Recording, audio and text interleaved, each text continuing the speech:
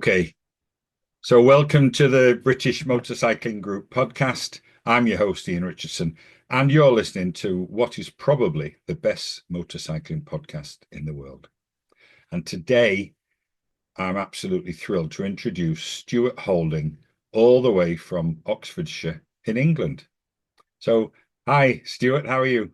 Hi, Ian. Yes, nice to see you. And And you? I'm pretty certain you are the best podcaster. No, probably about it. That's great, thank you. But, Well, I've been told I've got to keep the probably in there, so I'll keep it in for my introduction. But thank you so much. I yes, appreciate just an endorsement, I'm that. sure. Yeah, thank you. But So, Stuart, tell us about yourself. We're really grateful to have you here. Tell us a little bit about your motorcycling life. it goes back a long way. I mean, I started on two wheels back in the 60s.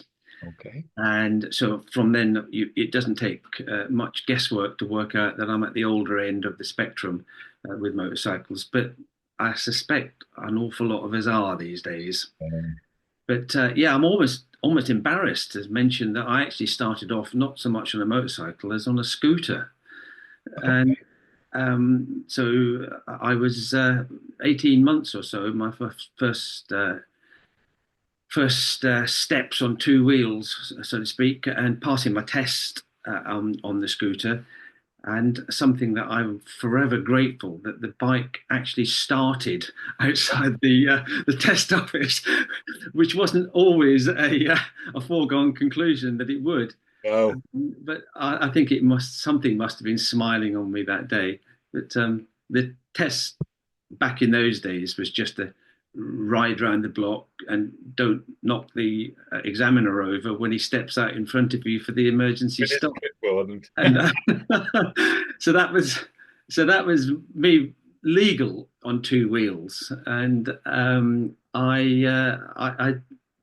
managed to do a few relatively long trips on the scooter, which um, I was living in Essex at the time, and the furthest trip I ever managed was down to Stonehenge, All right.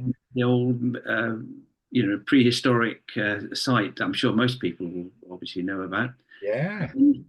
Unlike its kind of almost national treasure status these days, where it's all fenced off and coaches and visitor centres, what I went down there on my scooter, probably 100 miles each way. There was nothing there, no fences. You could just wander in.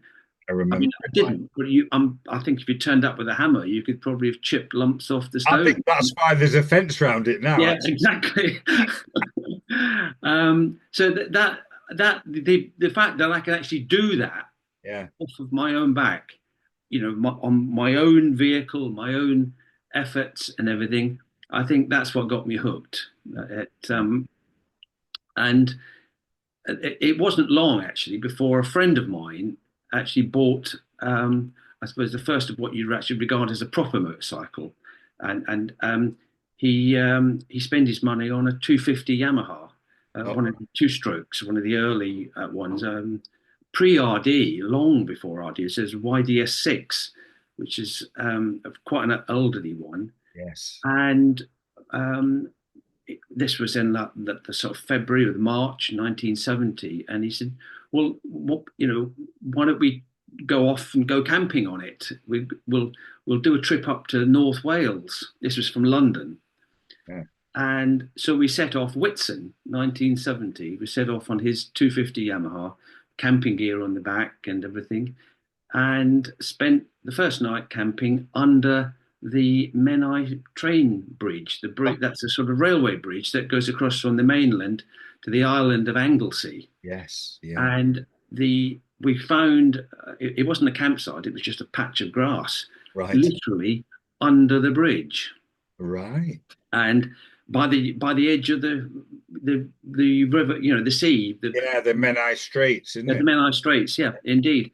And we set our tent up and went to bed and woke up at about 1:30 in the morning with bright light streaming into the tent.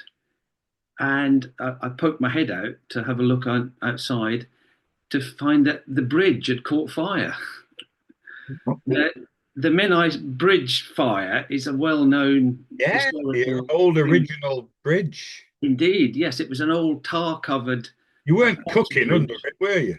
and some kids had been having a party and set fire to the bridge by Well, that's why accident. I'm asking if you guys were cooking. You're having your sausages and because it's 60 years since they still haven't found out who said. Yeah, I mean, but for us to be just literally underneath it Wow. that night, and the only reason the molten, blazing globules of tar were not falling on us Yeah. is because there was a strong wind, and the bits would drop off the bridge and be blown slightly downwind Away and from. missing our tent. But Wow. we were actually directly, if there'd been no wind, they'd have been dropping they'd have been dropping straight Wow. on us. Wow. What a So story. that was, and I mean, we literally, you have to imagine how quick it's possible to strike camp and get out of there. Which I think if we spent more than 15 seconds doing it, I mean, I think we just bundled the entire tent up, didn't even put it on the bike.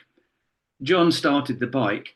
I grabbed the tent and we dragged it up the road behind us. I'm visualizing sort of a Benny Hill moment when Yes. everything's speeded up and you're getting out of there quickly. But I mean, now you'd be, there'd be all sorts of repercussions, and you'd be wanting to contact people and all that. But we just thought, we went quarter of a mile up the road, spent the rest of the night in the graveyard of the local church, and just went on our way the next morning. Didn't even think about it, and it only came back to me some years later when they were actually doing a radio program. The BBC were doing a radio program on it for the 50th anniversary of it. Yeah. And I contacted them afterwards to say, oh, we'd been camping underneath it that night. And they said, oh, if only we'd known, we'd have come and interviewed you. We'd have arrested you. But anyway, so that was that's I suppose that's what counts as adventure riding these days. Please. So, um, Many adventures don't start as an adventure, do they? It's things like that that makes it an adventure. absolutely. I mean, we hadn't set out to sort of camp under a burning bridge, but Who would? Yeah. no. But yeah, so that was my first proper long distance motorcycle trip, as opposed to the scooter trip. But a few months later, the two of us used the same bike, and we rode down to Morocco on it. Wow. That was August 1970, Wow. and we went down through France, down through Spain, across on a ferry to Morocco, and ended up just going around northern Morocco, but ended up in Tangiers, and came. And I mean, these days it's almost like an entry level trip. Yeah. You do a trip to France or something like that, go around the beaches in Normandy or something, but then you progress on to something, I suppose what you'd loosely call like the first real long distance trip. Yeah, your first. Morocco, Yeah. Morocco is there to sort of embrace you.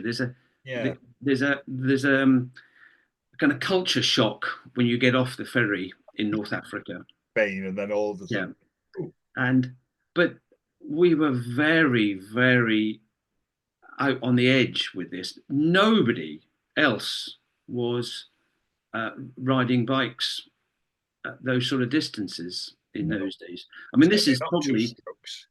sorry, I was speaking on two strokes. Yeah, indeed. Yeah. And I mean, this is 3, 4 years before Ted Simon set off. Yeah.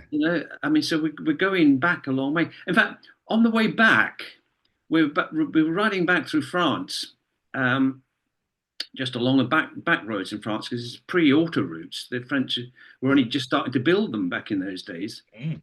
And we were following a van along a back road, and the back doors of the van opened up, and there was a guy sitting in the back of the van. He started taking photographs of us as we were riding along.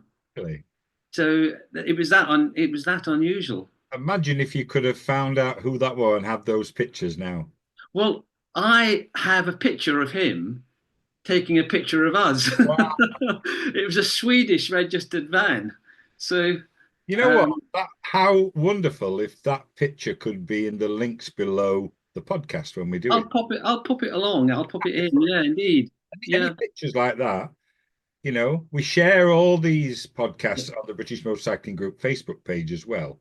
Okay. So that's where predominantly I mean, it's only a very small group, but people would love to see those because it gives some context. It gives some meat behind the Yeah, indeed. video and the, Yeah, I've got a few pictures. I've got that one and a few others that I can pop up, and oh, people lovely. may find them interesting. But I mean, the second half of this is that just before COVID, back in 2018, it suddenly occurred to me that it was nearly 50 years since we'd done that trip, and I started wondering what would it be like to do the same trip again.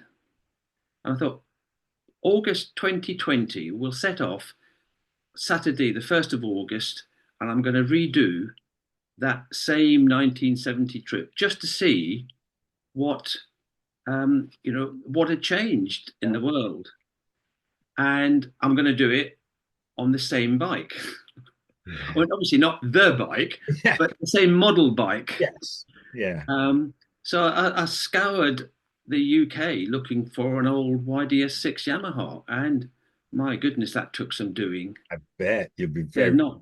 They were only on the market for a year, and that was a long time ago. And but cutting what was a very long story short, I did actually find one, and thought, yes, a quick rebuild. It's only a two-stroke. How hard can it be? You know, but Famous last words. famous last words indeed. Actually, yes. I mean, COVID basically knocked the time scale on the head because any work you needed done, all of the specialists were, only one person allowed in the workshop, or they'd closed down altogether, or whatever. Yeah. But the rebuild on it, because I wasn't going to just go. It sounded like a bucket of bolts when I bought it from a dealer. Were they Uh, premix or those bikes? Did you have to mix it in the tank or did they have a? no, they had actually put oil pumps on them. Oh, okay. By that, I think by the mid 60s, Yamaha were fitting oil pumps to their bikes. Wow. And but I soon found out the one on the bike I'd bought didn't work. So that's amongst many bits that needed to be repaired. And it even if COVID hadn't postponed the trip, I Yeah. wouldn't have made the deadline anyway because it was So just much wrong with it. too much, too much to do. So in the meantime, the guy that I went on the original trip with, John, he now lives over in the US in New Jersey. Right. He got wind of what I was thinking of doing and Okay. said, "That sounds like a great idea. Why don't I buy another YDS6 over here Ah, in the US and we'll go on one each?" oh, wow. So by 2022, we were able to do that. He shipped himself and the bike he'd bought for considerably less than I paid, I would say, as well. Shipped it over to the UK. And in August 2022, we set off on to ride the exact same route as near as we could to the original 1970 trip. So we've got the two YDS6s now going down to Morocco, and again, pretty much exactly the same route, as close as as close as it's possible. Some of the roads no longer exist; Yeah. they've been, They've been replaced by auto routes and things. yeah, in Spain in particular. Yeah, but yeah, so we did that for um, I don't know what 5 6 weeks, something like that. What an adventure. That sounds And amazing. came back with a whole load of um, information and I talked to people at the campsite. The campsite, believe it or not, in Tangiers is still there. I mean, after 50 years, we thought that there's a good chance it would have just been redeveloped Yeah, or something like that. or something. Or And so we got to where we knew it was, and the campsite was still there, but it was closed. And so we just asked around. There were some people just acting like kind of security guards on the gates, right. and asked why it's closed. And it's oh, it's being redeveloped. Mhm. So what a pity. We You've got got nowhere to to stay. What's stay. it? Oh, and of course, being Morocco, a few dirhams changed hands, and suddenly the gates opened. Yeah, I'm gonna say. So There's always somebody wanting to fix something. if you don't mind camping amongst all the work that's going on, then feel free. Oh, so you did manage to get in there then. So we got in, and Great. we tried to find the exact same spot we'd been camping in 50 years beforehand. And I've got loads of pictures of thinking, was it here? Was it there? Yeah, Just so, but I couldn't. I got as close to what I thought was yeah, possible, yeah. but it's not. It has totally changed.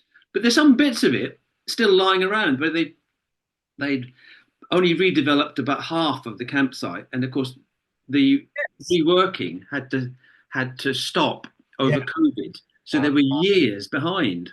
I see. So if COVID hadn't have happened, you Yeah, probably not have got to see it at all. yes, absolutely. It would have been totally redeveloped. The restaurant area had already been done, and it's turned into a quite a nice sort of spa, almost resort for a lot of slightly more well-heeled Yeah. inhabitants of Tangiers. Right. Um, and so obviously we could make use of that for restaurant facilities in the evening, and Yes. then we were camping amongst all the excavations and the sort of piles of dirt, and there was a work crew who came in every morning, and they were doing all the excavations by hand, sort of no excavators or anything like this. It's Yeah. blokes with shovels, Yeah. and they actually in the time we were there, I think we were in the campsite for about 10 days, they actually dug a trench all the way around our tents. So, Because they'd heard about the fire at the Menai Bridge and thought, we'll fasten them that's, in. we've got our own moat, yes. Um, but interesting, probably the biggest difference I noticed between 1970 and 2022 was that in 1970, anyone who's been to Tangiers in the past anyway will know that um, the, the big sort of issue was street hustlers in Yes. Tangiers. Yeah. If you're a European, you walk down any of this main shopping Medina, the area in the centre of Tangiers, you're forever Oh, accosted by people. bearable. Yeah. And going down there as a kind of, sort of fairly gullible 18, 19-year-old originally, we found it really difficult Yes. to cope with that. Yes. And this time, there was nobody doing that. See? Absolutely nobody. It was just like you would wander around like you would wander around any tourist city, in Europe. That's I real. wondered what what had changed. And one evening we got talking over a few beers with the campsite manager, and I asked him exactly why there were no hustlers anymore, and his answer was COVID. What do you mean COVID? They all caught COVID or something? He says no, um, because of the COVID restrictions, the cruise ships are not coming in, and if there's no cruise ships, there's no tourists. So they've all gone off and got other jobs. And so are they likely to come back? It just depends whether hustling tourists pays more than whatever they're doing now. Yeah. Yeah. And so you think of it. I mean, I certainly think of it as almost a sort of a cultural sort of standard for northern Morocco. But of Hmm. course, it's not. It's a choice. It's a choice they make. Yeah, it's interesting because I wondered. I've noticed a similar thing in Turkey, where when I first, we own a home in Turkey, and I had Mm, it for 20 years. And when we first went there back in the late 90s, it was almost unbearable. If you're walking past shops, they were not just hustling you and hassling you to come in, but literally grabbing you and pulling you in. And you mm. had to be quite forceful while still being nice so you don't upset anyone. You had to be very assertive, let's put it that way. Yes, indeed. It changed over the years. And I did a similar thing, but I asked somebody in quite a bigger shop. I said, I noticed that, this year that not many people are really, they're even coming up to me and saying, no hassle.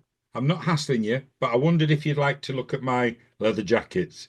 It's only 116 degrees, and I can see you've got, just a pair of shorts on. But Indeed. when you get back to your cold country, and I said, why? Why is it like that? And what the Zapata, which is like the Turkish tour, sort of council police, if you like, had done, they'd said to them that there's so many complaints that if we have a complaint, we're going to shut your shop down for 24 hours. Mm, And if we have another complaint, we're going to shut it down for 7 days. And if another complaint for a month, and then another complaint after that, you shut down permanently. And it basically did that overnight. You'd walk down expecting, I remember saying to family and friends that we were coming to see us, I said, look, just be aware these people are really nice people, but they've not got a lot of money and they think you have. And they're not being nasty, they're just desperate. It's a very short season and they want to make some money. So don't be nasty, just understand. And then when we got back to the house, they were saying, it was nothing like what you said. I said, I'm as surprised as you, can't believe it. So I wondered if it was a similar thing, but yeah, COVID, it's a commercial decision, isn't it? it is. Yes, Not making enough absolutely. money, so we'll make it working in a hotel or driving a truck or whatever. Yeah, yeah. Yes, I Wow. mean, because Tangier, the intensity of it in Tangier, and I'm never quite sure whether there's an S on the end of Tangiers, or not. I've seen it I written always use it without an S, I think. that. See, I traditionally from years back had there was an S on it, and Yeah. for me it's Tangiers like there's two of them. But anyway, that's just an aside. But yes, the intensity of the street hustling in Tangiers originally, and I've been there a few times before, between 1970 and 22. But the intensity of it is quite overwhelming. It's going to be quite intimidating at times. Yeah. Yeah. And there's quite a few other places around the world that I've visited with similar levels of sort of street hustling, Yeah. um, but nothing like as intense as it is in Tangiers. I mean, Shanghai in China, for one, the Nanjing Road, which is the main shopping center in Tangier, sorry, in Shanghai. There's an awful lot of street hustling going on there. Right. Trying when we were there, we're trying to get you to not so much visit the large Western sort of chain stores, Yeah. The big malls. that are down the Nanjing Road, but to come and visit I don't know what we call the copy malls, which is the places behind just off the street. Yeah, with You the can go and local get all store. of this stuff, um, cheap, the fake copies, the fake Yeah. Rolexes, etc. Cheap. Genuine original Rolex and Yeah, stuff. or I got my Rolex for about under 20 quid, I think it was. And these days it's right twice a day. Uh, But yeah, so that was they were much. If you said no, they would go away, but yeah. they would never do that in Tangiers. Oh, the Um, specialists out there. Come. what you were saying about the issue with the authorities, Mm. taking a firmer hand on this. I found that in the Gambia. Right. Obviously, the Gambia, there's a large tourist industry. It's a winter sun tourist industry in the It is, Gambia. And I rode down, been down there a couple of times by bike, just ridden down mainly through the Atlantic route down, down from Morocco and yes. up in the Gambia. And the first time I was down there, which I think was the mid 90s, the street hustling there was quite intensive. Not Moroccan levels, No. but it got to the stage where you'd have tourists fly in on charter flights, Yeah. be bossed to their hotels, and be frightened to come out of the Yeah. hotel Yeah. because the minute they did, they were, well, not set upon, but they Oh, were but yeah, accosted. And, such pressure. And yeah, if you're not used to it, it can be very it can intimidating. be very intimidating. Yeah. Yeah. And the second time I was down there, which was probably, I don't know, 2008, something like that, that had all totally changed. Oh, The government, um, whatever they'd done, they'd completely stopped it, and you could eat. And I think obviously they saw that the street hustling was putting off people booking holidays to come to the Gambia because word gets around, and so they'd obviously decided to do something about it. that's interesting. I'm guessing it's the time scale, 2008, is probably when using the internet to give feedback had Yeah, become the norm. And I guess these companies, because there's some quite big companies operating there with the beach resorts and stuff, isn't there? indeed. Yeah, And I suppose you only need, a few hundred people to say, really nice beach, great hotel, but I never ever left because, horrible amount of pressure you got to, yeah. and I'll never go back because of that. You don't need many times for people to say that and they think, That, we better petition the local council to do something or we'll not be coming back. yeah. Yes, that's that. I think that's exactly what had happened actually. Wow. Um, in some ways, I don't know. I mean, I'd been used to it to the point where it didn't really bother me Yeah, uh, and I'm like that. that much. Um, but I can understand from a commercial perspective that the tour operators were finding people saying, "No, no, I'm not going there. It's unpleasant. You can't go out of the hotel." Yes. Yeah. Yeah. Wow. But interestingly, I think a couple of years ago I was in Dubai, and not by bike this time. We actually Right. flew in for a short period, and we went around the old, I don't know, is it the souk or something like that?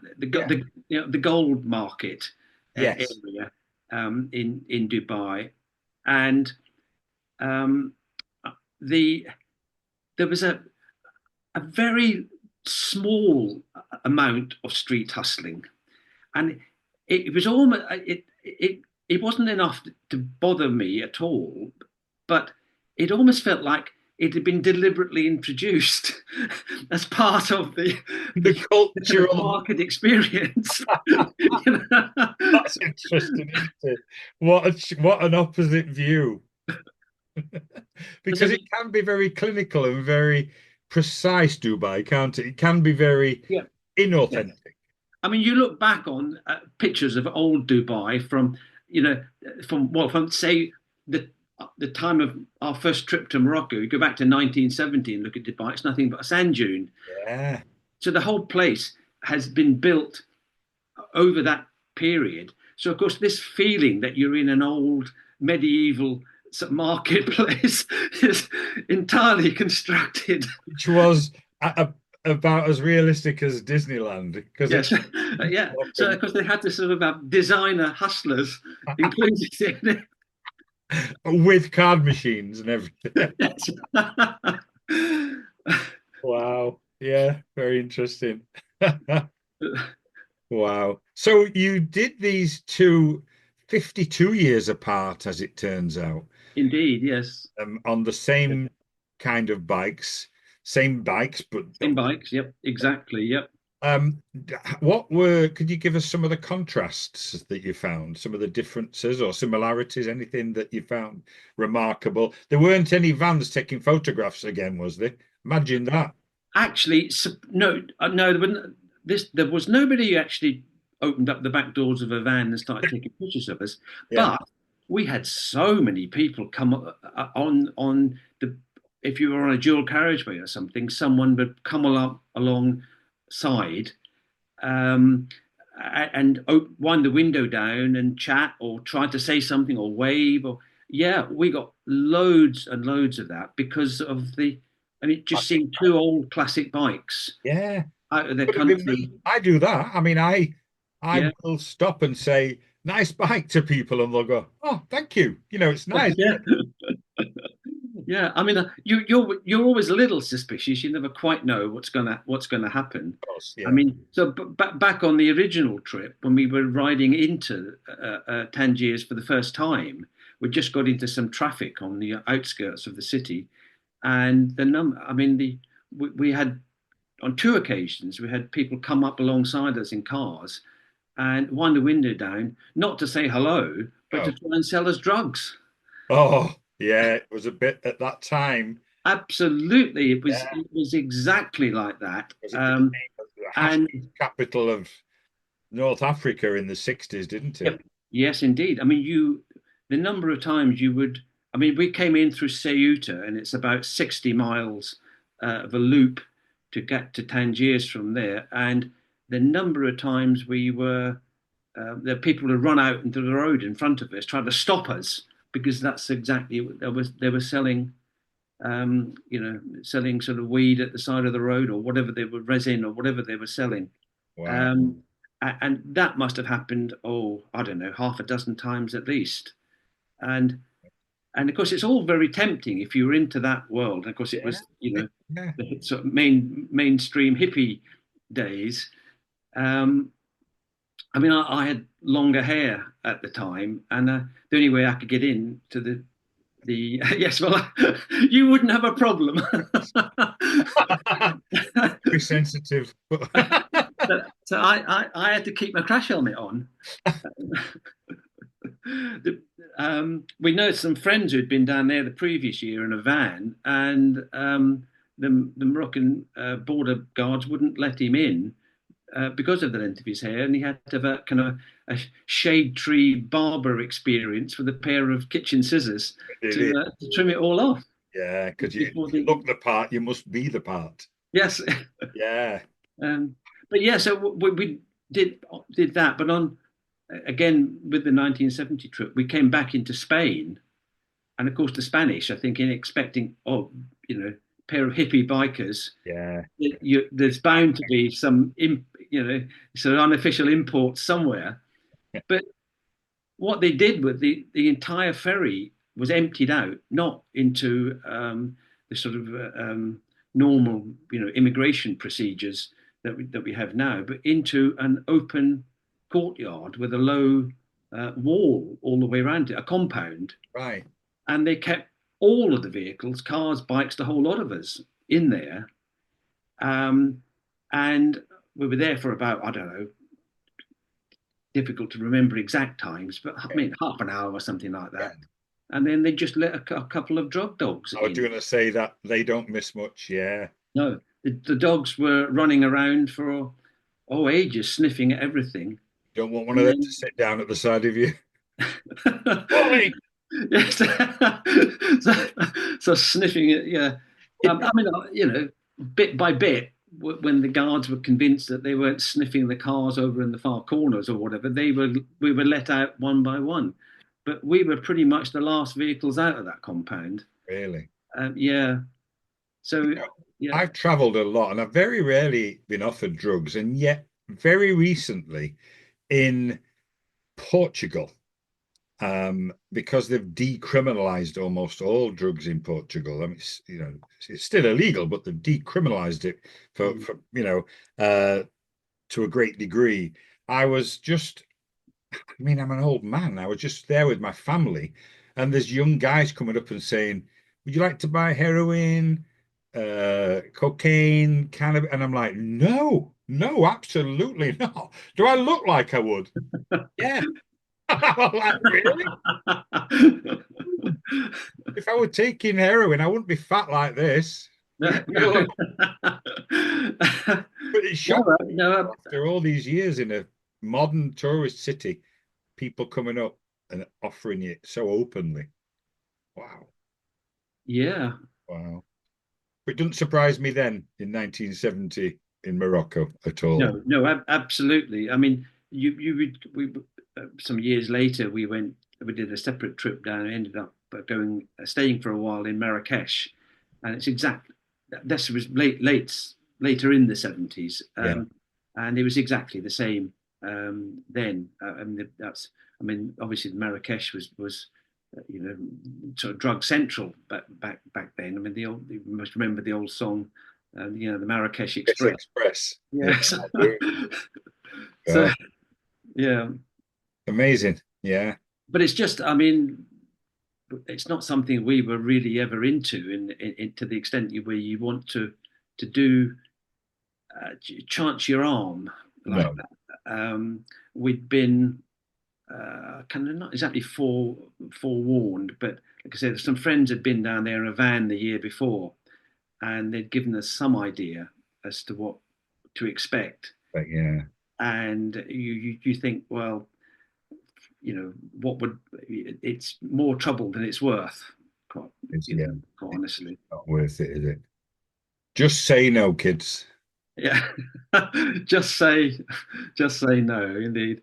Yeah. Uh, Wow. yeah, no, I don't remember this time actually in 2022. I don't remember having ever being approached once for that No, actually. it's very different now. I think the Yeah, country's become, phew, let me, in one hand, I'd say more conservative, and yet on another hand, more Western, but running in two parallel universes rather than how it used to be, I think. You yeah, know, certainly Tangiers has changed beyond all recognition yeah, in the 50 years. That's probably, I mean, I remember it being broken up dirt roads, houses with, not quite with no windows, but really yeah, almost only one step on from sort of medieval buildings. yeah, And um, quite large areas of the city. And this time it's totally and utterly different. You know, large open park areas. Everything is.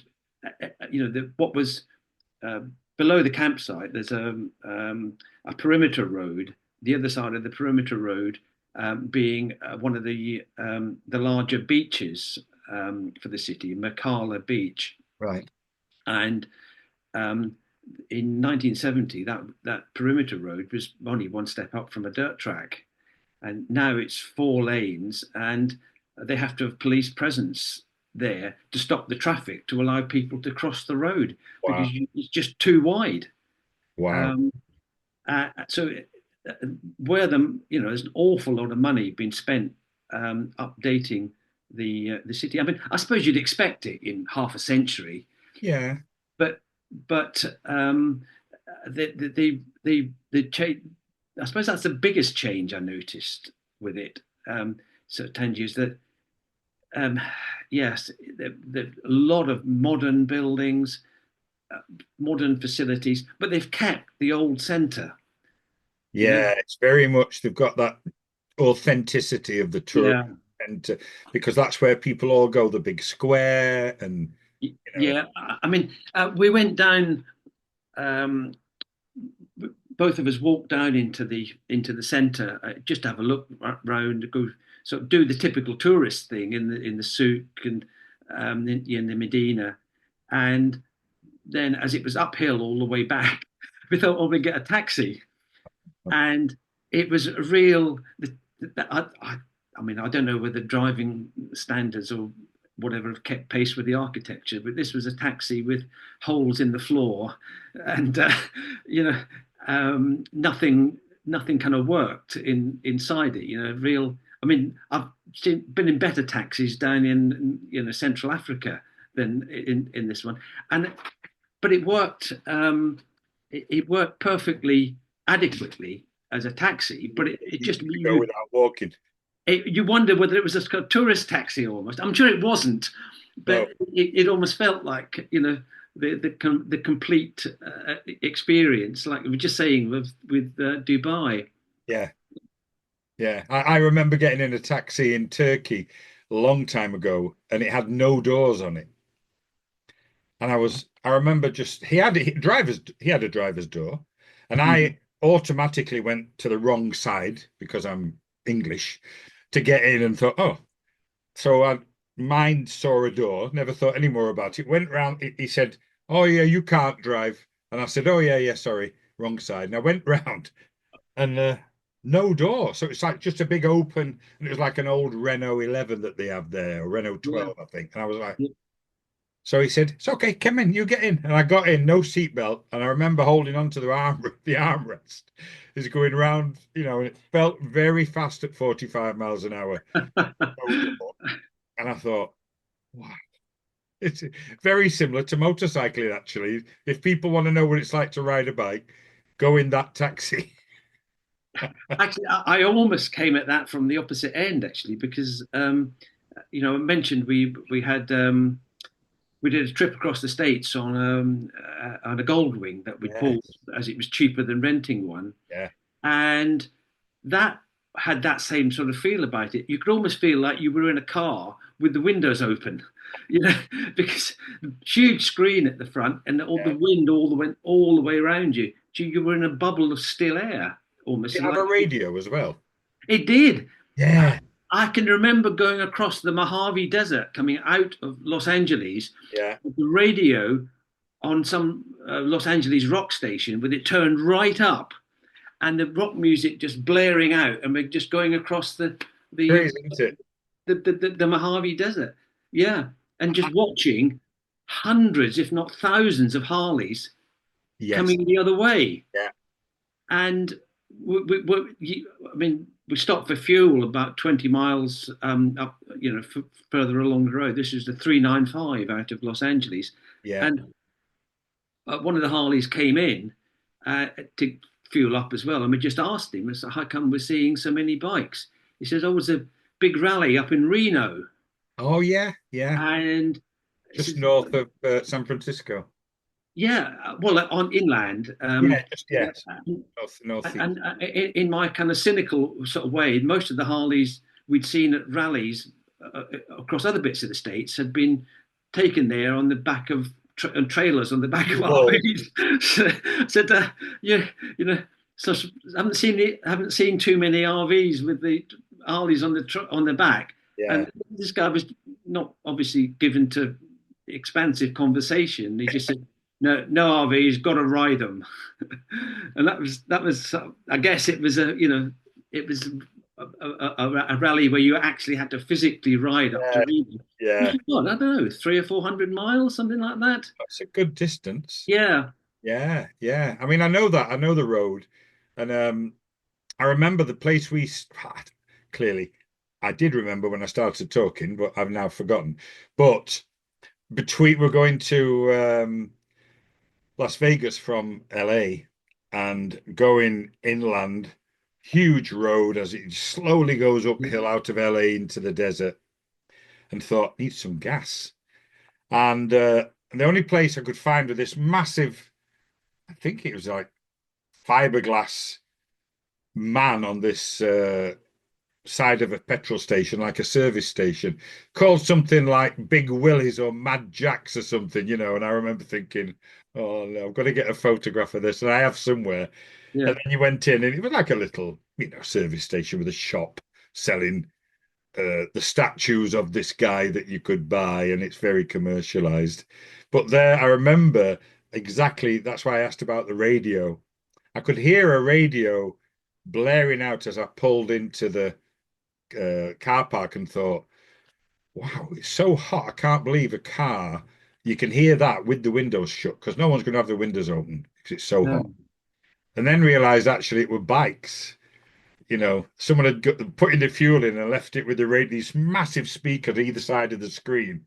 Yep, yep, And yep. they were Well, the like, Goldwing fortunately came with those built in, yes, and up to about, I don't know, 75 or so, you could get the whole stereo experience as you're riding along. Just Yeah. wonderful. But I take your point as to how hot it is in the Mojave Desert. Oh, It's absolutely it's just the hottest I've ever been on a bike was in southern Morocco, right. and we stopped in a campsite, and the they had a thermometer in there, and it read 125 Fahrenheit, which I don't know how many euro degrees that is, but over 50 degrees.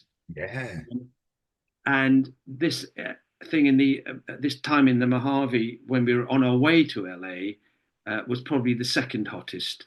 I Yeah. mean, it just we we went into we stopped for fuel, went into the shop, and of course it's air conditioned to within an inch of its life. Yeah. So we were in there for about half an hour trying to cool down. Yeah. I Just always like to stand in the curtain when there's aircon yes, curtain. It's like that's it. other people are like, why? We're sort of buying ice cream and Yeah. but we, we came out of that stop um, to see something I only ever thought of as being a kind of myth, certainly from in the UK. I mean, you'd only ever seen maybe I'd never seen one in a zoo, and which is a roadrunner. You know Oh, the old really? cartoon on the sort of Roadrunner cartoons. This thing looked like it was. There was one just by the edge of the car park, and we just stopped and looked at it. It's like like you taken a chicken and sort of stretched it Stretch your longways. neck on it. A tall, thin chicken. So you were looking round for Wile E. Coyote then, I Yes, guess. exactly. And we try to get you try to get closer to take a picture, but of course it hops away Yeah. just in front and disappeared through a wire fence and and we couldn't follow it. But yeah, just I remember that coming out of that massively hot day in the fuel stop cafe and coming out and just seeing this sort of just standing there. Yeah, I just when it's all bringing back these memories. It's the only place that I've really realized that riding faster doesn't cool you down. You no, expect that the faster you go, the cooler you are. Certainly, that's the case in temperate climates, even if it's in the 70s or 80s. If you go fast enough, you can be cool. But when it's that temperature, it somehow makes you hotter. It's like the air is blowing faster, if you like. yeah, we there's this problem, of course, when it gets that hot. I mean, everyone says, all the gear all the time, Yeah. and there comes a point though when it becomes a problem. Yes, it was dangerous. It's dangerous. I mean, I years back, I was riding. I was one. It's one of the when I was going down to the Gambia one of the times on the bike, we'd gone down into Mauritania, Yeah. and I'd met up with a couple in an English couple in a campsite in Nouadhibou, which is one of the biggest coastal cities in Mauritania, Yeah. and sort of you know the next bit was going to be right out into the desert. We took the ore train inland to a little 250 miles inland to a little village called Choum, and then we had to ride. I don't know. It took us a couple of days to ride overland to the town Attar, which is one used to be one of the staging points for the Paris Dakar, Yeah. and we were just going across the desert on GPS readings, uh, Right. and so not neither of us. There was myself on my XR600 Honda, and this couple I was traveling with on a Yamaha Tenere, an early Tenere, and we were only doing about 15 miles an hour. And Sue, the lady on the back of the Tenere, got so hot she fainted and physically fell off the bike just onto the hard packed sand. Yeah. And I mean, we're hundreds of miles from nowhere, and we had to try and sort of bring her around. And it was just fainting through a combination of dehydration and kind of, heat It's not exhaustion. designed to work in that No, home. but she had all of her armored jacket on, the sort you'd wear in the UK as Yeah, normal practice, yeah, and it just became too much. I mean, it took us we'd set both bikes up. We put a tarpaulin across the top to give her some shade, and managed to bring her around with some rehydration fluid. You know, the little sachets you can buy yeah. The into water. Biorolite type thing. No, right, that's it. That's it. Yeah. Yeah, and that brought her around almost miraculously, Oh, actually. it's amazing when they get into you, the salts and stuff. Yeah, Yeah, because I've been in that position myself before we realised well, I'm not probably before Diarrhea actually came on the market. yeah. But it took me 3 days to recover, Wow. and with just drinking water or Yeah, Coca-Cola, a lot of the time. yeah, It's the only thing that was safe to drink, yeah. because I'm going to say the water might not be. Even the bottled water is bottled at the side of the road yeah. sometimes. But yeah, so it took me 3 days to recover from that, and the Diarrhea brought her around in about half an hour.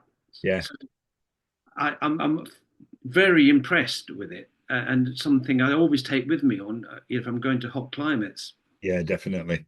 And Yeah, in relation to wearing all the gear all the time, and I am an advocate of that if it's at all possible, but there has to be some common sense. yeah, I was talking to a guy just in a restaurant, a cafe a few months ago. He was saying that when he did his around the world trip, he always wore he had his full um, leathers on, one piece leathers. And I was like, I can't imagine that's even possible to survive in some of those temperatures with them on. And he said, well, what I ended up having to do, because you're right, I was literally, the leather was separating through the heat, the moisture. It was literally bubbling up and separating. yeah. So I ended up, as you might imagine, taking it off my sleeve, rolling it round my waist, and then going into I can't think where he went, but it's a well-known store for like skateboarding and all that, and buying the skateboard pads that you All right. Yeah, literally just wearing shoulder and gloves and pads on his elbows, which are like the hard plastic, so you skid. yeah. And he said, there was no option because otherwise I would literally, like you mentioned about the lady, he says I would have collapsed and probably died eventually. So, I think you've got to use that creativity. And I know you can buy them now, the whole vest, which is sort of string vestish, but Right. with the pads Indeed. sewn in, can't you? Yeah, indeed. Yes. I mean, that's something it's been on my shall I, shan't I list Yeah, around hot climates for a while. But I mean, in 2022, when we were taking the two Yamahas to back down this sort of kind of roots trip, yeah, we're about 20 miles from Tangiers, on a day. Again, the temperature was right up there. I mean, we're talking low 40s, probably 41, 42, which sounds trivial sometimes, but yeah, that is a hot day. Um, and I was riding along in a leather jacket and padded textile trousers. My all the gear all the time, kind of leather jacket with armor and the yeah, whole works. yeah. And if you know, with two strokes, the exhaust systems have removable baffles in them because Yeah, I remember getting in trouble off my dad for removing mine. yeah, well, they carbon up, so you have to be able to take them Yeah, out. yeah, And one of mine, the screw came loose and it came out the back and just yeah, dropped into the road. yeah, And by the time you've pulled over, realised what's happened and pulled over, you're about quarter of a mile down the road. yeah. And And it's been run look over. back and I could see this. Yes, that's exactly the problem. I And could that's see what it happened with mine. half on, half off the road. And Yeah, I'm thinking, if somebody runs that over, I'm going to be in real trouble. yeah, And years ago, I mean, way back in the 70s, we'd done a trip down to Greece, and the side panel on my Yamaha had come unscrewed, yeah, dropped into the road, and a truck had come along And as I was walking back to collect it, the truck driver had swerved deliberately to go straight over it, No. completely flattened it. Wow. Okay, the side panel wasn't the end of the world, other No. than the cost of replacing it, but the baffle would have been. Yeah. So I see this a quarter of a mile down the road, and I had to run to go and get it. That's 42 degrees, and I'm in a leather jacket and Oh, padded no. textile, Yeah. padded textile trousers and boots, and I run ultra marathons for fun. And I tell you, that pushed me. That quarter of a mile run to collect the baffle pushed me right to my limits. And we I got it fixed back in, and we stopped at the first cafe we could find, a restaurant at the side of the road, buy some water. And I got through 2 liters of water Wow. trying to put back in what that run Took had, out. had taken out of me. But as you explained earlier about the electrolytes and stuff, you put water back in, which your body's then got to convert. And what you actually lost was all the Yes, the minerals and salts. the Yes, yeah, that's right. salt. Yeah, yeah. Yes, I mean, water itself is not a particularly good rehydration fluid. Oh, it's not. Um, if you take part in any of the long distance runs I take part in, and they have service stations on tracks Yeah, wherever it is, that you see people at the beginning, maybe the first stop, they'll be drinking the water, yeah, but by the fifth stop, they're looking for the electrolyte additions and everything to put yeah. something in just to keep cramp at bay. Yes. Yeah. Yeah, Wow. so that's something I'm very aware of. um, when that, yes, you very quickly lose electrolytes in hot climates when you sweat. Yeah. And there's no fun. I mean, not just with losing the electrolytes, but heat stroke in general is more than debilitating. It's dangerous. It's awful. It really is. Yeah, People must yes. be aware of that when they're thinking. A lot of people say, "Well, I'm never going to ride Alaska. I'm never going to ride Northern Canada. I'm never going to ride South America. I always want to stay in warm countries." Well, there's dangers in warm countries as well. So, you need to be aware of There, that. there, there is something to be said for that, actually. Well, yeah. I've done the elephant rally 5 times in the middle of winter, Wow, really? and yeah, some of them, yeah, camping in the snow. I've camped in the snow in Vermont, in the middle of winter, and yeah, I think probably, on balance, I'll take the hot climates. Well, me too. I have a very brief story about the first time I ever had an encounter with a bear was in Vermont. So camping, found the campsite, and it looked as if it was half an inch inside the forest off the road on the map. Mm. It was, looking on the map, it's here, so-and-so campground. Oh, it's only about half an inch. But half an inch is about 33 miles. you know, and no awareness at all of that. I thought, So I saw the sign, just painted, nailed on a tree. This is it, definitely. Turn. How far can you go down a single track? It's impossible. How far can you go before you realize I've come the wrong way? At what point do you turn back? Well, that's yes. That sounds very familiar. Actually, Was it? we've done that in. I've done that many times. I mean, thinking back to a time in West Virginia where we did exactly looking for a campsite that didn't exist. Oh, Yeah, and it's night and it's getting darker and darker by the yeah, second, and you're thinking we've been going down this track for a long time. The sign said down here, yeah. but it doesn't. Yeah, eventually you have to just say that we're going to have to look for some other Got to alternative. make a decision, haven't you? Yeah, yeah. Yeah. Well, this actually was down there, and I couldn't believe it. And I don't know if you're like me, but I think, right, another 5 minutes, Yes. and then I'm going to turn around. If I don't see it or a sign about something, I'll turn around. Yeah, Then you think, I've done 26 miles. I've got to go back 26 miles. So another 10 minutes. I'm going to give myself 10 minutes because I'd rather have that 10 minutes than another hour.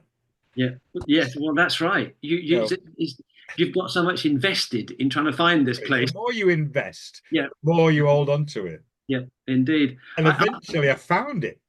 It was there. I couldn't believe it. What? 33 Yeah, miles. that, yeah, that. Well, that's yeah. That didn't work for us.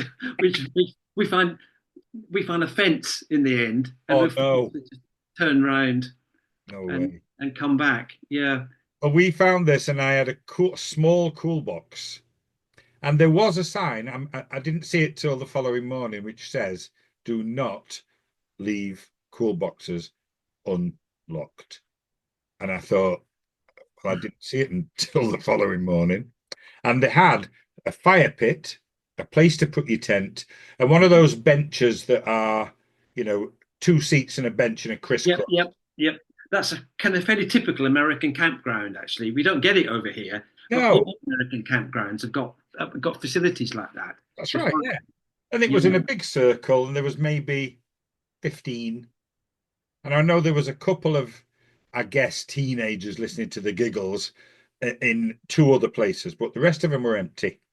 Um, anyway, opened the cool box because it's so hot, got the drink, had something to eat, loosely fitted the cool box lid back on, in the tent, fast asleep. 3 a.m., heard this noise, or awoke with some awareness of this someone outside. Not nice. And I remember my breath quickening a bit and thinking, so I slowly got up and just yeah. put my head near the ground sheet and lifting it slightly and looking outside and seeing this bear demolishing this cool box, literally ripping it to pieces to get in to a piece of plastic that had ham in it. You know, it weren't even getting anything.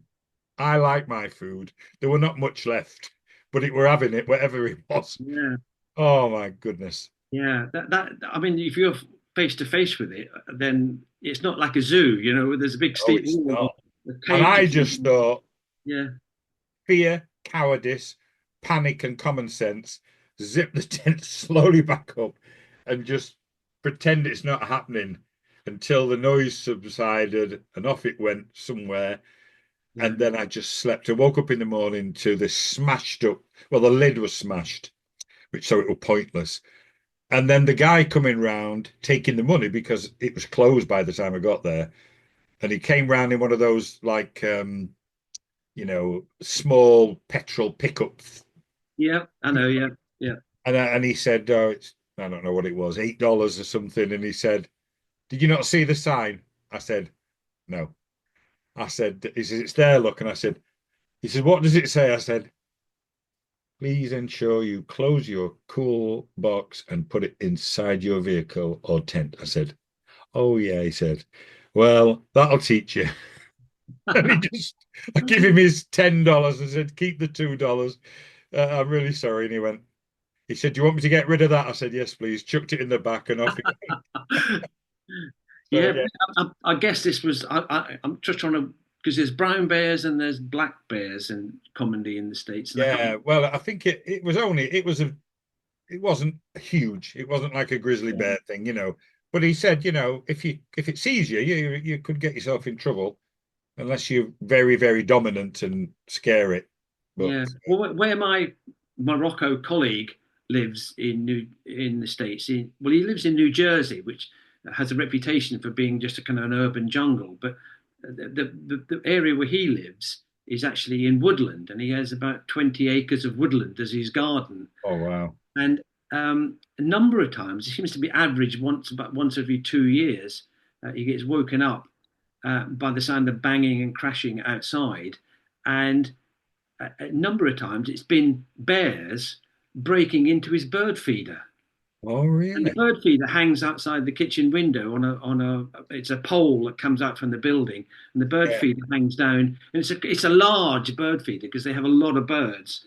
Wow. And the bear just bashes the thing till it falls off the pole, smashes it up on the ground, um, And eats the and then seeds. just eats the bird feed. Yeah. They don't have much finesse. They're very, No, and the kitchen door is only probably, I don't know, 3 or 4 feet from the bird feeder.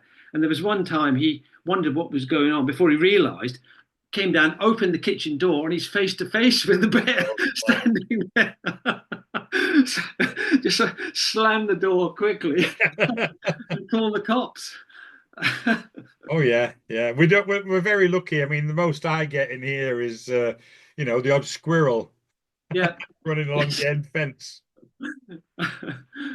Wow, gosh, Yeah. amazing. So yes, it was. There's a lot. Yes,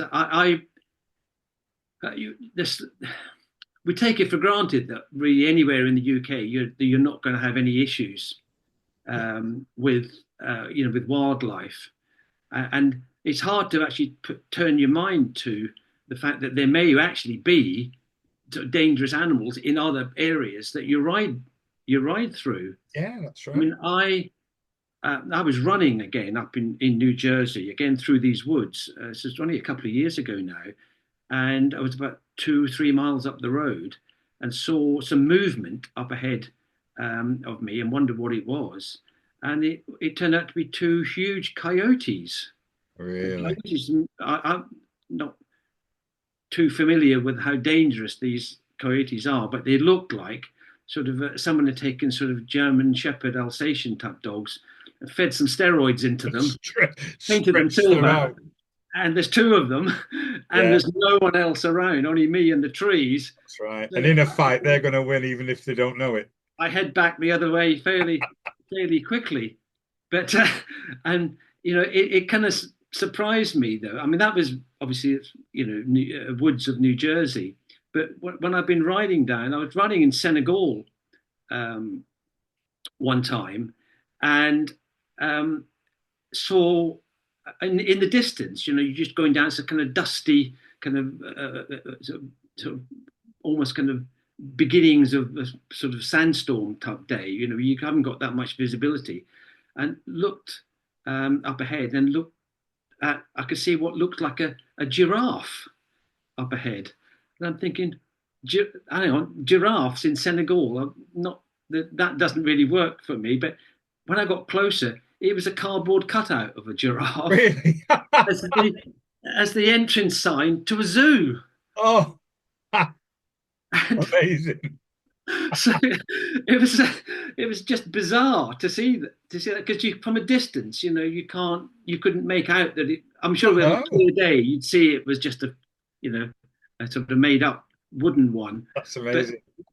I so, don't know if you've ever seen when you've been riding in some countries in the Middle East, they tend to have these cardboard full-size police cars propped up at the side of the road, complete with blue light on the top. yeah, And they are very, very realistic because they are a photograph of a car imprinted full size. So from anything, I guess, like your vision of that giraffe, you come over a hill at the speed you're doing so and see this indeed, blue light in this car, and you're like, ooh. And I wonder how many people have slammed the brakes on only to be confronted with a cardboard cutout of a police car. Very effective.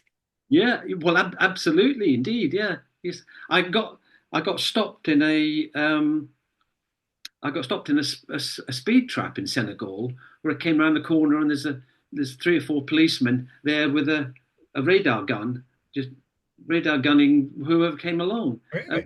I was the only vehicle on the road for a long period of time. I But bet they couldn't believe it when they heard it. Oh yeah, quick sandwiches away. I think yes, indeed, yes. I mean, they weren't bothered. I just stopped and chatted with them for a while, and they didn't, no fine or anything like that.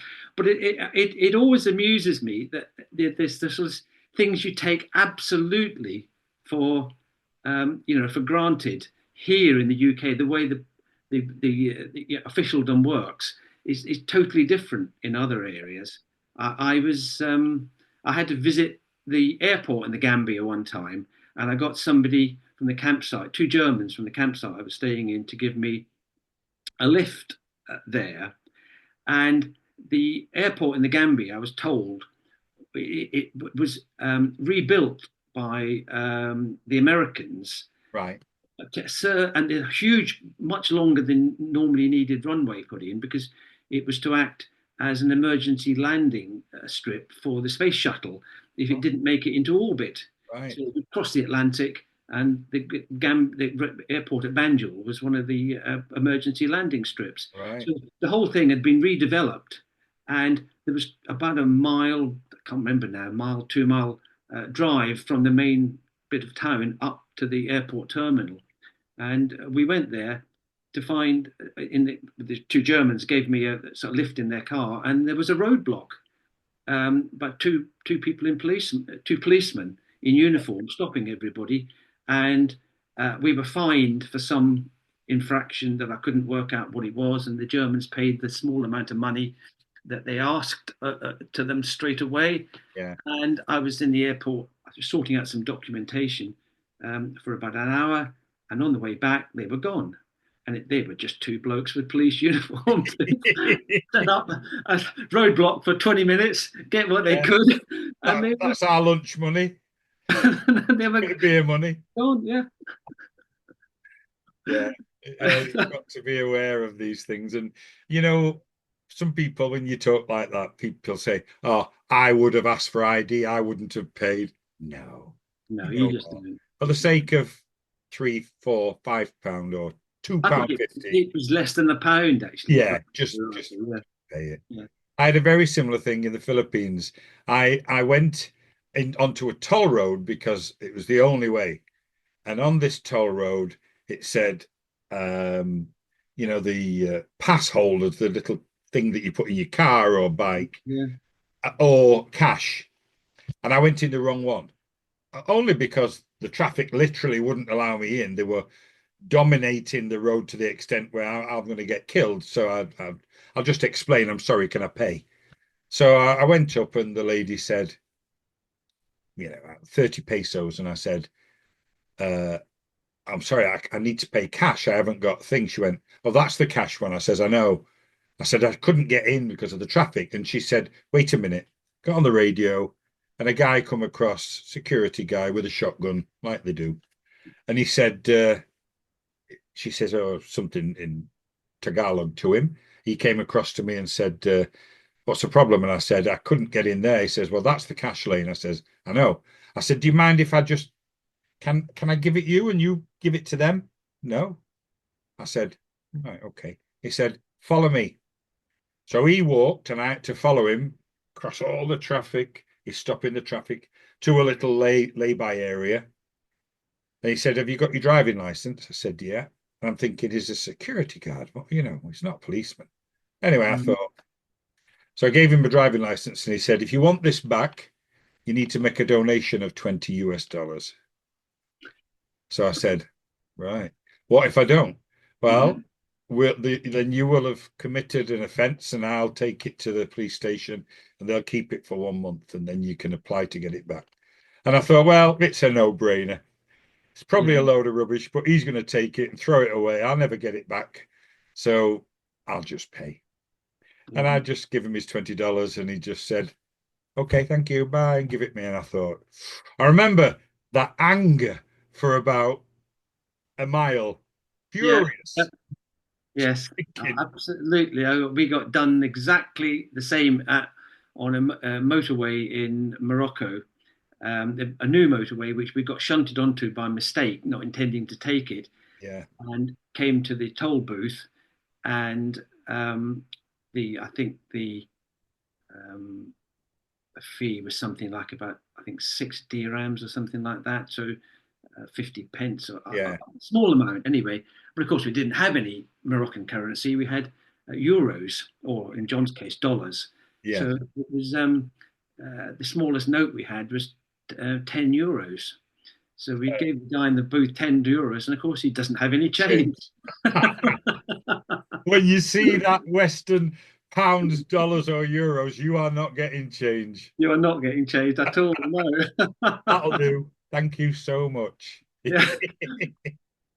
Wow. Yeah. It's very commonplace. I think people just need to be aware of it and put it down to experience, or better still, now you know about it, carry a little bit of local currency with you if you can Yeah, get we tried to do that actually. We'd stopped in I think it was Tetuan, to try and get one of our cards to work in sort of the bank, the ATM in the bank. And we'd been there for half an hour and it couldn't get anything. It was always throwing up all sorts of problems and we couldn't get any money out at all, Yeah. which is why we didn't have any. Yeah. Surprisingly, the ATMs later on in 10 years, the ATMs in the Medina worked perfectly. Really? Yeah. They must have been expecting tourists to spend some money there. I was expecting this was an ATM actually set into the bank itself, except the bank was Right, shut yeah. because it was Sunday. Yeah. And you'd think if it worked there, and this really dodgy one, sort of half out the wall, was covered in rust in the Medina in Tangiers, That'll never work. it worked every time. Yeah. So yeah. Because you can never know, can you? Wow. So you did these two journeys. It sounds to me as if this podcast could either be 10 hours long or you could come back because obviously I was aware that you'd done this repeat journey, which is amazing. But you've clearly done many, many more journeys all over the world and, in Africa and in the States and around Europe as well. Indeed, yeah. I mean, I've got some planned for next year with a bit of luck. I've got three in the pipeline. I mean, who knows what will come from them. Mhm. So I've got out. I've never managed to make it as far as Istanbul by bike, All and right. Okay. I want to take. I want to go on one. I've got two old 70s two strokes. I've still got the YDS6, which I managed to blow up in France last year.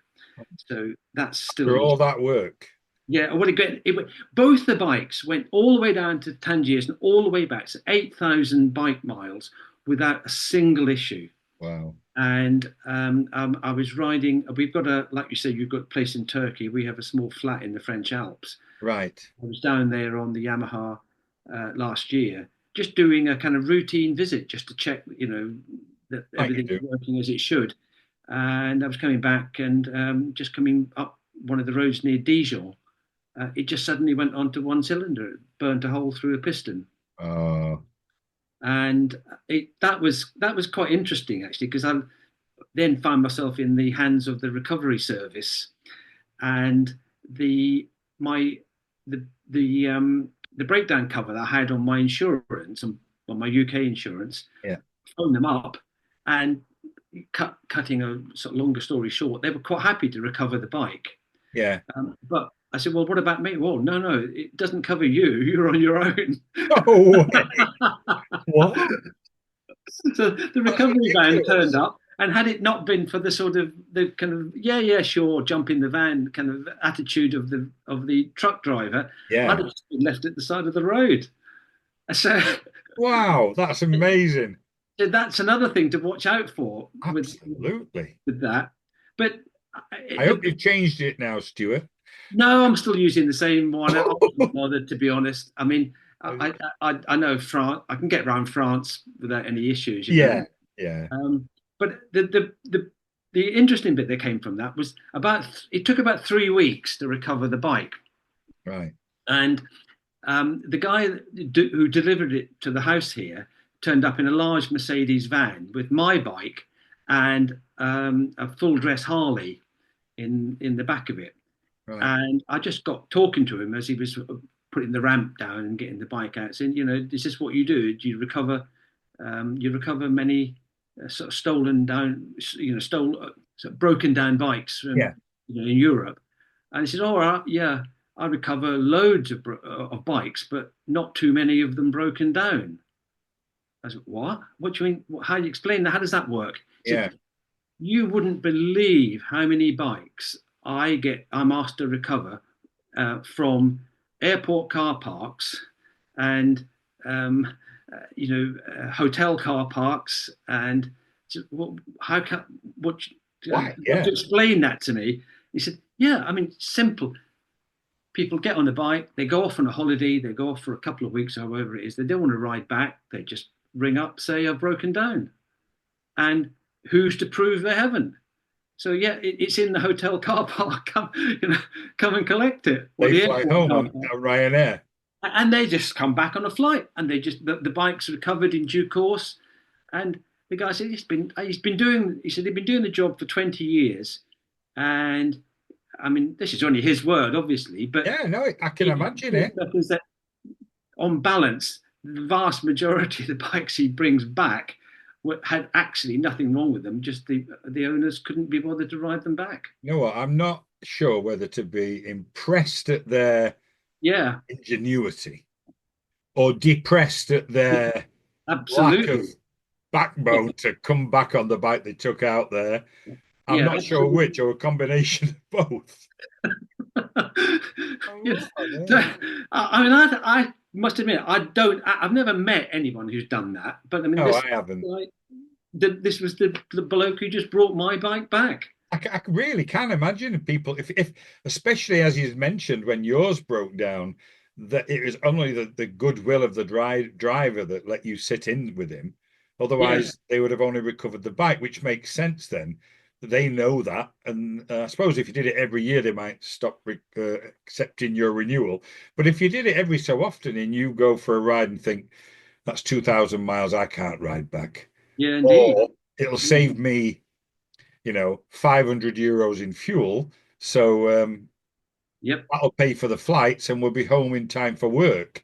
I mean, Yeah. I wonder if that factors into it. People have to be off. Now, I don't, but people have to be off, say, 2 weeks for work, 10 days riding down, a few days where they are, and then fly back for work and let them bring the bike back. And bring back. I suspect that's exactly what's been happening. Yeah. And as you say, I think if you didn't, when I was really dreading the premium increase when my renewal came round. Mm, In practice, if you allow for inflation, it didn't change at all. really. I think it went up about a fiver, um, Wow. and I suspect if you didn't do it too often, or you were willing to say, well, how much money have I saved on doing it? If the premium goes up £100 next year, well, I'm still quids in, you know. I'm a bit of a businessman, and I think that if I ran that company and people were doing that, what I'd do is I'd introduce a rule that said we will send out a recovery stroke mechanic, a bit like the AA or RAC. Yeah, And if we can get, you must leave the key with it. And if we can get it running within 30 minutes, then we'll contact you to come and get your vehicle. yeah. Um, if we can't, then we'll recover it. So unless they really did something horrendous to the bike to stop it starting, they'd then get a phone call at work saying, "We've got your bike running. We've left it in the hotel in come Toulouse." and Like, come and collect it. Yes, yeah, hey, yes, yes. no, Exactly. Yeah, no, you yeah. can't have. I disconnected the distributor. I know. And if you're not here by the weekend, it's storage charges or Yeah, whatever. Um, yeah. The thing is, I mean, I knew what happened to my bike. I mean, I burnt a hole through the piston, so it was going nowhere. But nobody checked.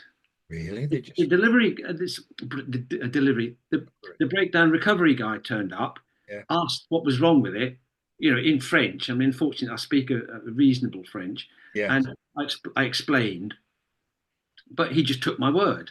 yeah. And it went off to the depot, and I went off to a hotel. And next day, I'd arranged a flight back from Lyon, so I got the train down to Lyon. And just as I was going into the station sorry, the airport at Lyon, the phone rang, and it was somebody from the insurance company asking whether the bike could be repaired in France. Right.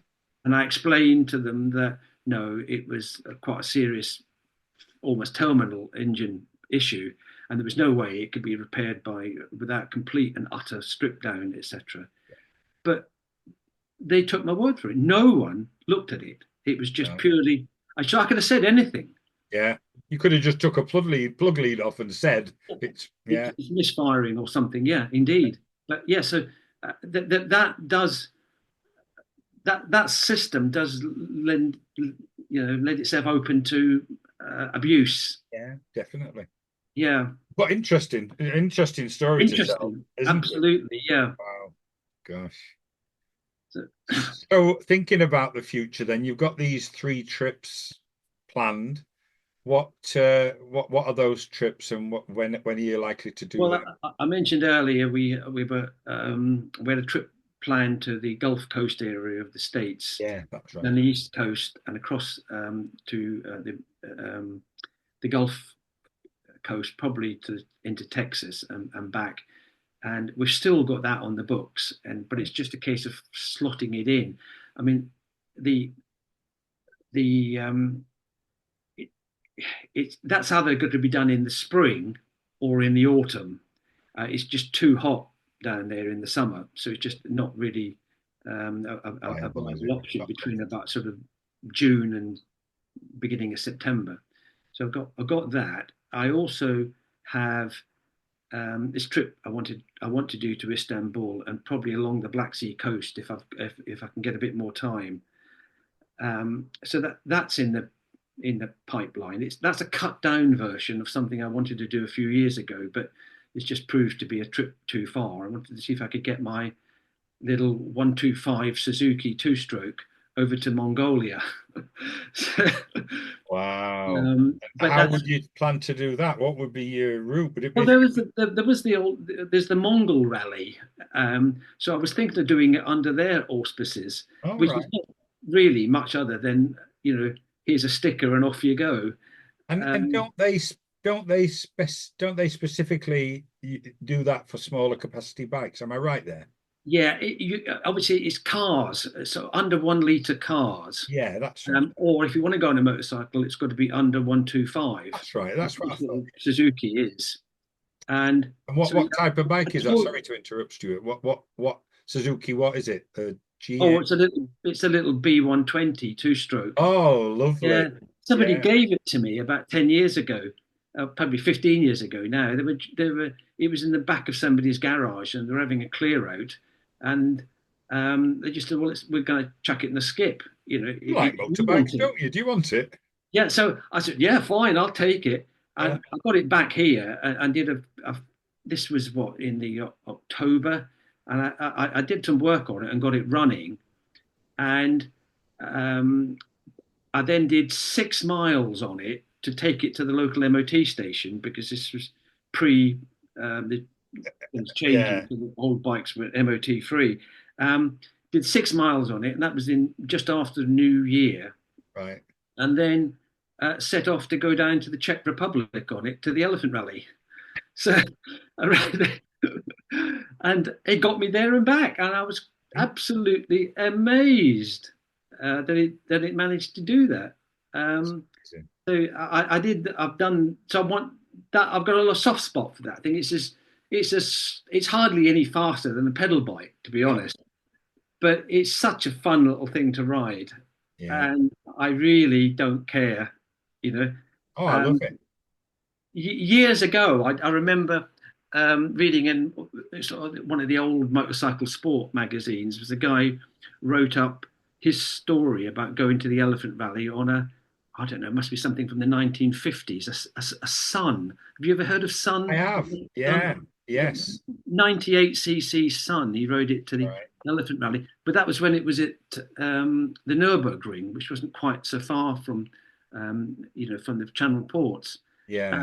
and it something fundamental went wrong with it. I can't remember what, but something went wrong with it on the way back, and he wasn't that bothered. And I remember the quote from his what he'd written, which was to say, pausing only to remove the tax disc for refund purposes. And I, there's no tax disc on the Suzuki, but I have that same mindset with it. Yes. I blew up my mother's Honda 50 going to the Elephant Rally on it one time, and it was dumped in Germany. Well, left with someone to go back and recover it from, but was various reasons I didn't do it. And yeah, the Suzuki is of the same, the same idea. It's just it's a lovely little thing to ride, especially down in the Alps, Yeah. where where we are in the Alps is one of the mountain stages for the Tour de France. Ah, So in the summer months, you get loads of people. It's a ski resort in the winter. yeah, Summer, it's bicycles. And if you get up early on a Sunday morning and ride the local passes, there will be loads of hundreds of people on bikes just riding the mountains. And if you go on the uphill stretches, because everyone's puffing and panting their way yeah. up the hills, the Suzuki's about, I don't know, maybe about 10 miles an hour quicker than the pedal cycles. And That's with you on it. With me on it, it'll just overtake them maybe. so yeah, that's right. But you get to the top and then you go down the other side Yeah, and they're coming past you at crazy of speeds. course, yeah, So point to point, the yeah. pedal bikes are about the take a A little bounce. bit faster on the way up and a lot slower on the way down. So it's such a fun little thing to ride. And I've got it outfitted with a set of old period panniers and I Oh, have wonderful. screens I've made for it and all sorts of stuff. And so if I go off on a long trip on it, I did it doesn't run these days anymore, but I did the Stella Alpina rally on it, which is northern Italy, Yeah, yeah, and right up to the top of the mountain. yeah. And I don't know if you've ever done that, but I it, haven't done it, Grant. you, I've you heard have it. to try and I think the original idea was you got this dirt track up that ends up on one of the really tall mountains on the border between France and Italy. And the Yeah, idea originally was to see how far you could get up before the terrain yeah. I was beat going to say you. it was like almost a hill climb, wasn't it? Yeah. And of course now, I mean, that was back in days when everyone was on sort of BSAs and things. Yeah. Now they Now, expect you to get up most. enduro bikes, etc., they go up there without any issues whatsoever. Uh, And so I struggled up there with the B120. And in fact, on some of the bits, I had to push it up the hills because the first gear wasn't low enough. And I eventually got to the top, and thinking I'm like some sort of off-road god. I've done it. I've done only to see the guy selling the souvenirs in a van, a transit van, just just about to pack up and go down. I followed him all the way down. So that sort of deflated my off-road credentials somewhat. Amazing, isn't it? Oh, wonderful. God, that's funny. Yeah. One of the great, I absolutely love people that ride small bikes. And I have got, I mean, I feel that the world's going smaller now in bike capacity. I think big Mm. bikes, we've got to the GS 1300 now, and I'm sure it's an absolutely wonderful bike. And I had the 1200, but, I'm 61. It's a bit heavy for me. I'm 6'2", but I think I've got little legs because I can only just reach the floor. I feel a bit Yeah. vulnerable on it when I'm off road, not off road even, but just on a bit of a track. Um, so for me, I do like people who focus on smaller bikes. And when we started the British Motorcycling Group back in 2013, um, we were one of the first groups that not just accepted but encouraged people on small bikes, learners on 125s, even mopeds to join, because they found a home with us when they were in a world of you're only on a learner, you're only on Mhm. a 125 and you can't ride with us. People very quickly forget that we all had to do that, you know. Yeah. Um, and I, so I, I'm a great, it's a real focus of mine. So it's lovely to hear you talk about that. yes, I have to say, actually, I mean, I don't know, it's not a serious point, but it's a one I have observed on many occasions that Mm, the little B120, when I'm riding it, um, you don't actually count as a motorcyclist. If I'm on any of my bigger stuff, yeah. then you go down the road and people come the other way, they do the wave or they'll come and The chat to nod. you. You're on the B120 and you're blanked out Yeah, totally. yeah, I remember one time coming back up through France on it and coming to a set of roadwork traffic lights, and Yeah. I was at the front of the queue, and another um, someone else on a larger bike, a large BMW, um, came up alongside me. And at the other side of the traffic lights, there were two French guys on large bike. I can't remember which ones they were. And when the lights changed, we went through. The guys still waiting on the other side waved to the guy in the BMW, ignored me. The second guy waved to the guy in the BMW, ignored me, and that's fairly common Yeah. actually. Yeah. We Sad, isn't it? don't register with them. I wave at everybody. I even wave at the guy delivering food on his moped. Yeah. And I know that people might think that's a bit daft and he might not be a biker, he's using it as a tool. Fine. But I'm an older person. I'm a traditionalist. I used to have a Volkswagen Beetle, and everyone used to wave in the Beetle. And I also had a caravan for many years, and I used to wave at other caravanners, and they used to think I were daft, I'm sure. But the reality is, on a bike, I nod at everyone. But I also notice that I've got a couple of 125s as well. Plus, I've got my BMW F700 GS, and I've got a Triumph Thunderbird 900 triple, an older one. And when I'm on the Triumph, everybody waves, everybody nods, everybody wants to talk to you. If I'm on the BMW, people, it's a bit like, I guess it's a bit like driving a BMW car. You're just like a sales rep. Nobody looks at you. I'm invisible. Right. And then when I'm on the smaller Honda XL125 or the Honda Varadero or on the Honda 90, oh, I don't exist at all. Hmm. I nod at people and look at me as if I must be, what on earth are you looking at?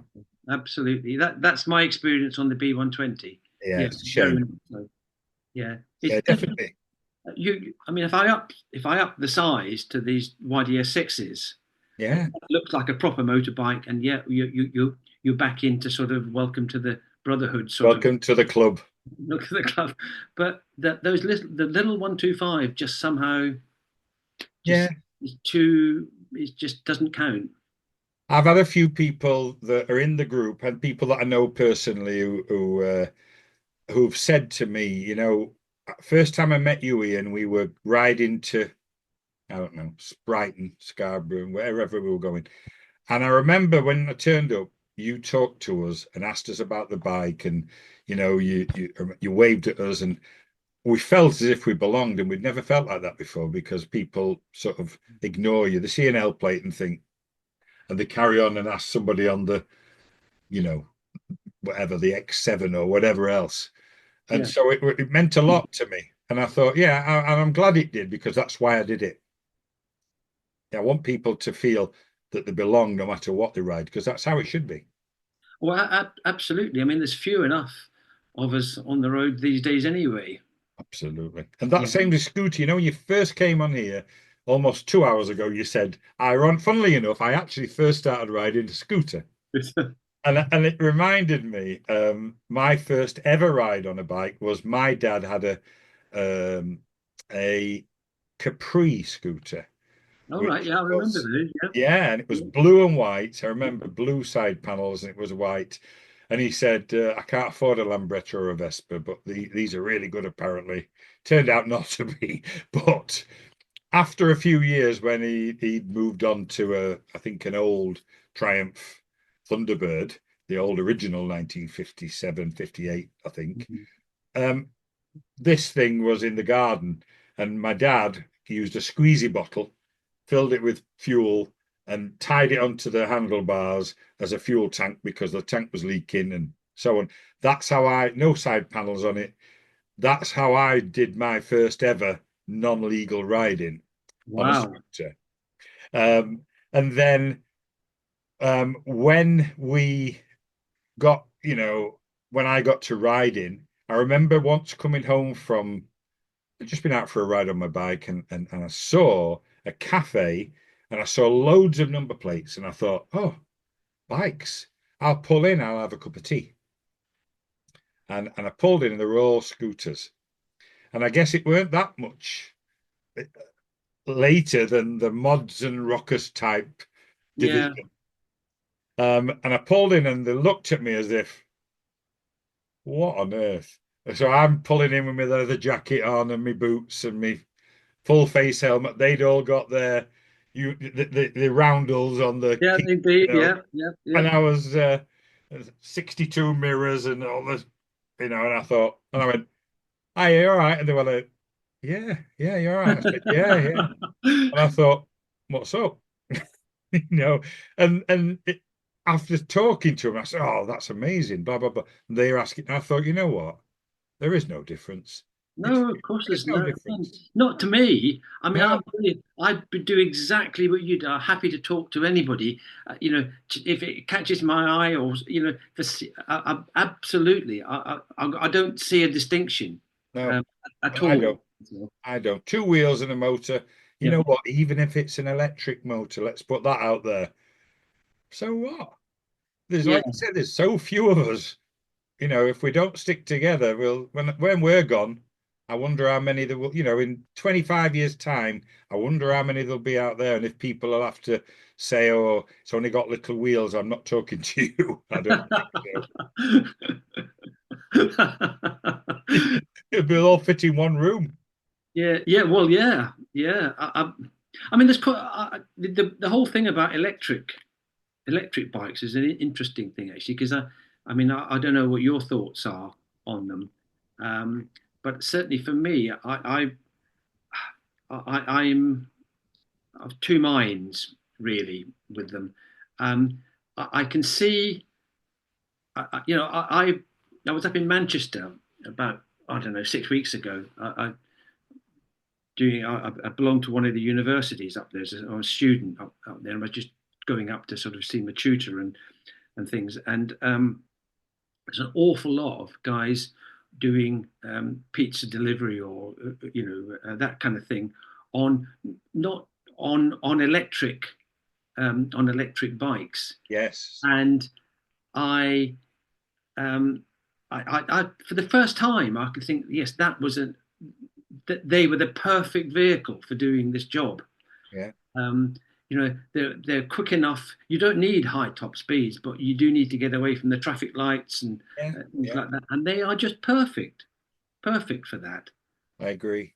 And I mean, we have family over in Malmo in Sweden, and we go over there, and this furore about those little personal scooters Yeah. that people ride. They buy them, and they're Oh, illegal to ride on the roads and all yes. the rest of it. They're everywhere in Malmo, absolutely everywhere. Yeah. I mean, there's quite a large um, network uh, of cycle routes there. Yeah. So Yeah. they're on the routes with the cycling um, people, and the small mopeds, petrol powered mopeds, use the cycle routes as well. Yeah. But what really caught my eye one time was we were walking up into the city centre there, and a woman came past us on one of those little electric scooters, stopped about, I don't know, 5 or 10 yards up ahead of us, folded the handlebars down, picked the whole thing up, and walked into our office. Yeah. And it's as point to point personal transport. I mean, that just struck me as you could not get anything more convenient than Yeah. that. It's the electric version of those, what they call those Bromwell folding bikes, isn't it? You see Yeah, yeah, London yeah, everywhere. yeah, exactly. Amazing. And I'll tell a very brief story. My son, who's 18, when he was 16, his mum wouldn't let him have it. He said, I said, I'm going to buy him a moped for his birthday. No, you're not. And I said, well, Christian, my older son, he's 30 actually next week. He had a bike and he says, yeah, I know. And I remember him falling off it near a bus, and I remember all the and you've had bikes all your life. I don't want him to have one. So I was like, oh, terribly disappointed. So I came up with this plan that I'll buy him an electric one and convince her it's not actually a motorbike because it's not got an engine. Hmm. But it was a motorbike. It was a Chinese 50cc equivalent, 30 mile an hour equivalent of a 50cc. It had a range of about 40 miles, 45 miles. And it looked, I'll put a picture on it on the bottom of the notes, like a really nice, and it really was a nice bike. Looked like a motorbike.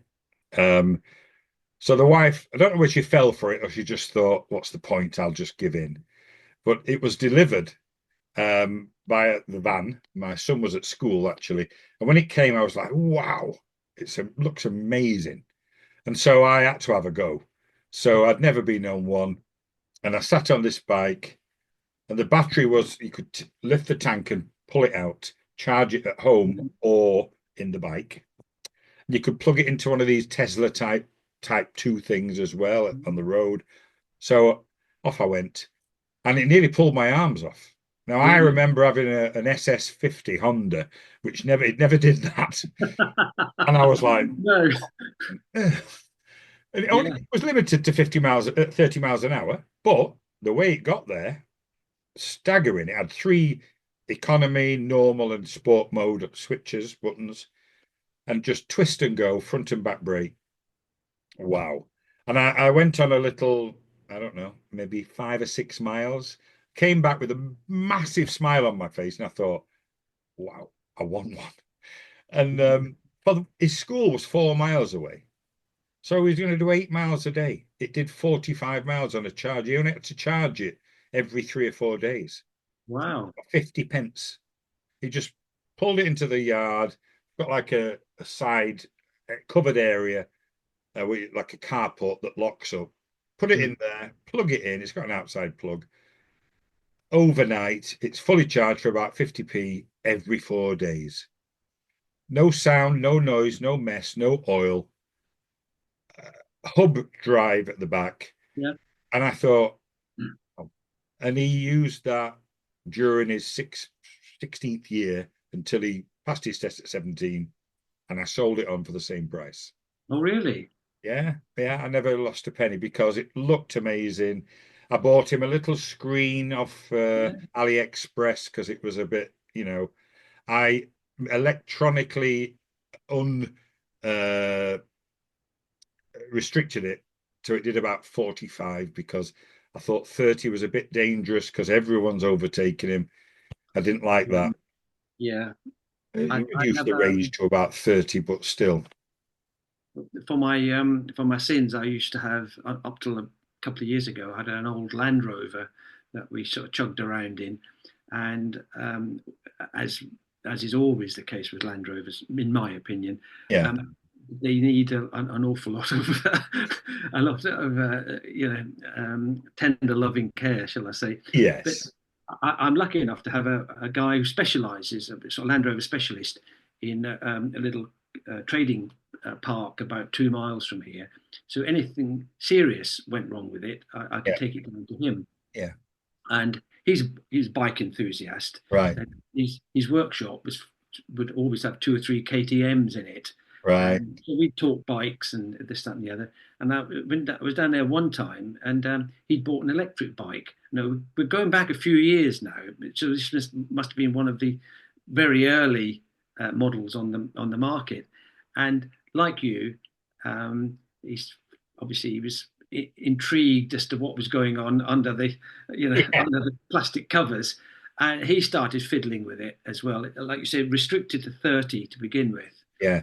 and I think before he sold it on, he managed to modify it so that between him and where his workshop is and the town centre where you go for lunch, he could hit 62 miles an hour on it. So that's the best I ever got out of it. Um, Great. and I mean, if you started with an SS50, you'd be struggling to get that up to 62 miles an hour. Oh, Yeah. yeah. I Um, remember all my friends on the AP50s and the FS1Es flying past me on their two strokes. And I'm like, oh, yeah. Yeah. So I think um, electric bikes, yes, they're definitely. I mean, it's just a range problem, I think, with them. yeah, And to my eye, they they need to get a few stylists on the job because they none do. of them look. I don't know. You don't want to reinvent the kind of horseless carriage, where first cars were basically carriages without the horses, and they just stuck a motor in them. Um, Styling has to move on, so that I realise that. But at least at this stage, if it looked like a kind of facsimile of a petrol bike, Yeah. I'd probably be more attracted Yeah. to it. Yeah. Um, but so I haven't really seen much that isn't sort of in the second mortgage bespoke That's the thing. range. Yeah. I guess. Um, that's there's no affordable that I suspect will change fairly quickly. I guess so. I think if you were going to pay the same price as a petrol bike, and they had either swappable batteries and a much better range, Yeah, then I guess or you're using it for the purposes you were talking about in yeah, a city within a 10-mile commute or something like that. Perfect. Or you're living where you're not allowed to have them, or you can use them on a cycle path where you might not be able to use another motorcycle, or like the lady in the scooter. yeah, Then they've got their benefits. yeah, And I know I like to keep up with the motorcycle press, and I get some of the trade papers and things that Yamaha, Honda, Suzuki, and Kawasaki have, I think it's may not be Kawasaki, maybe, of all co-developing swappable batteries, which are can be commonly used between their bikes. And I think once that happens, when you can pull up a bit like these Amazon places that you go into now and pick up your parcel with a code, that you can go and put your debit card and go beep £20, pull out a battery, put the old one in it to charge, lock it back and put it in your bike. So it doesn't matter if the battery capacity starts to fail over the years, because you get a different one each time anyway. And then ride off in 30 seconds. I think that's going to be a real answer to that problem. Imagine just pulling up when everyone up pulls up for petrol, and you just pull it out, click it in, get another one, put it in, and ride off, and do a yeah. 300 miles on it. Yes, Maybe that's okay. I can imagine the advantages of that, but I can imagine the disadvantages as well. Like you say, if you've swapped out your good one for some ropey thing with the cells falling out, and it's Yes. blowing warm when you click. Yeah, yeah. They'd have to be very well regulated. Maybe It when would solid have to state be. batteries I mean, are. it works for Calagas, so in theory, it should work for batteries. But I've always been a bit worried. You do that in a motorway services, and the next services is, I don't know, 40 miles, and the one you've plugged in is only so wrecked that it won't get you to the next services. Yeah, Then, yeah, yeah, there's all sorts of downsides, I think, there like is. that. But I mean, so 18 months ago, so May last year, I went over to the Horizons Unlimited meeting in Virginia. Yeah, I was doing a couple of presentations over there, and for the first one I did, the people before me, doing the presentation before me, were two guys um, talking about their project to go across the US on electric bikes. I think it was whether they were doing the Trans-America Trail or just doing back roads. I can't actually remember, yeah, but I can remember the map they had on the screen. Where showing each dot was where they had to recharge or yeah, work yeah, out some method of charging the bikes. And yes, I think without a huge infrastructure, they had to work out, take spare batteries or, stop in at farmhouses or things like that. They did it. Hmm, It was quite a project to do, I can and not quite as simple as just going down, I-40 and yeah. yeah, Stopping at Big Willie's for your fuel every yeah, so often. exactly, yeah.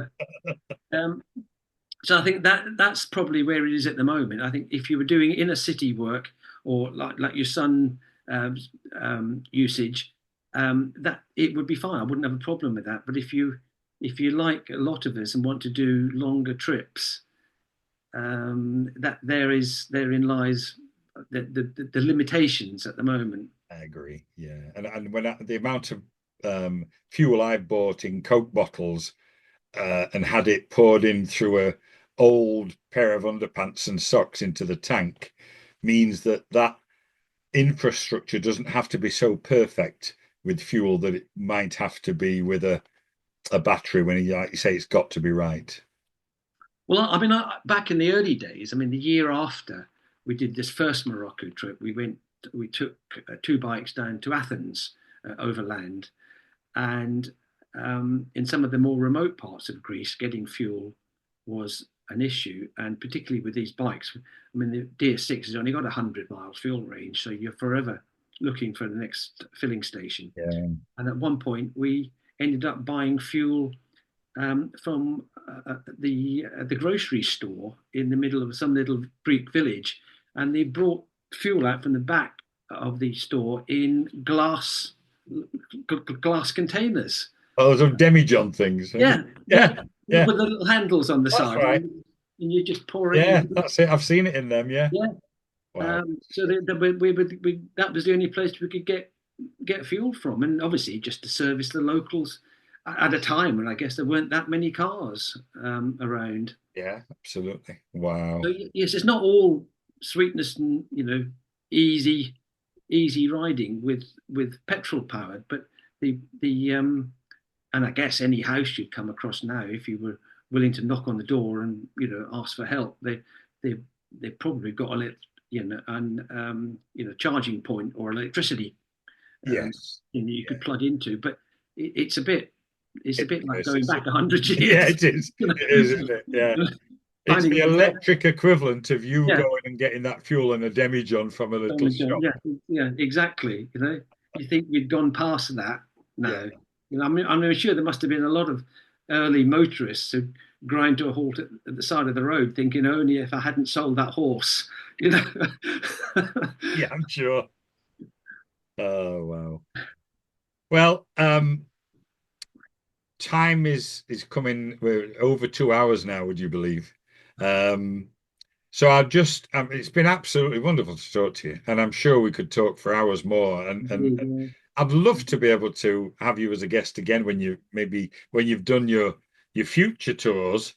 Certainly when you've done your US or the small trip on the small bike. So many people want to hear about that. Honestly, people love it. I'll pitch my next talk to you now, Yes, which isn't so much about the reality of riding, but one of the things I've been doing over the last 10 years, I've been writing books about motorcycle travel. right. And I have, so far, I've done three of them. And I don't know if it comes up on the screen or whatever like this, but You that's push it one. nearer. But yeah. All right. A Tale of You Two can see Seasons. that. I Yeah. mean, that's one about my travels on the B120. Yeah. And there's two here um, about my trip trips in the US. Right. It seems a bit fuzzy on my screen. Yeah. But if you could put the links Yeah. or send them to me, I'm more than happy to put them there. Well, I'm not. It's not pushing the books. It's pushing the idea of writing. I Yeah. mean, the the 1970 versus the 2022 trip is in the process of being written, and that's the cover for it. It's called it's called Dreaming of Europa is the working title. Now you might remember that Ted Simon did Jupiter's Travels. Yes, I've got that here. That was uh, Dreaming of Jupiter, Yes. and um, I've kind of half pinched the title, see, because obviously he's an inspiration to those of us that do any travel, any mileage on bikes or Yeah. long distance travel, and so I think as my trips were mostly in Europe, and Europa is a satellite of Jupiter. Yes. I thought I thought it all kind of worked fairly well, and I spoke to Ted last year when he was at the Overland meeting in Oxford, Yeah. and to ask him permission to use the title. So Um, he thought it might have been a bit cheeky, but he was quite happy. So that yeah. I've not got a problem with that.